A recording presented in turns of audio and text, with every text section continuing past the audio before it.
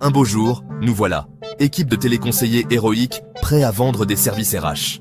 Et là, je me dis, bon, puisque le mercredi, les RH sont probablement en train de jongler entre les dossiers et les goûters d'anniversaire des enfants, on pourrait peut-être éviter de les appeler en vain. Je propose donc, en toute logique managériale, pourquoi ne pas consacrer ce jour à la qualification de fichiers plutôt qu'à appeler dans le vide?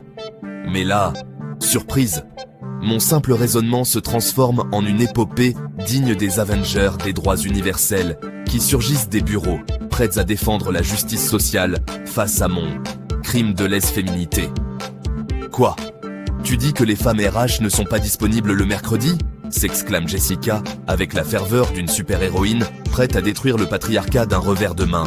Mais, c'est juste pour optimiser les appels et maximiser notre efficacité. Je tente une explication. Trop tard. Les Avengers ont déjà enfilé leur cape. Miss Misogynie Radar, Capitaine Oppression du Moyen-Âge et l'infâme baron stéréotype Buster. Je me fais traiter de misogyne rétrograde, de tyran des siècles passés, et on m'accuse même d'avoir fondé un club de pétanque exclusivement masculin sur une planète oubliée.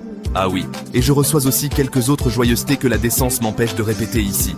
Résultat, un mercredi passé à appeler dans le vide, à écouter les répondeurs automatiques, me rappeler que les RH sont soit en réunion, soit en train de sauver le monde. Ou au yoga, qui sait. Pendant que les superviseurs, fidèles à leur rôle, accusent de nos compétences. Ce n'est pas la stratégie, c'est vous qui ne savez pas vendre, qu'ils disent. Logique implacable, n'est-ce pas? La morale de l'histoire? Parfois, les Avengers des droits confondent justice sociale et logique managériale. Résultat?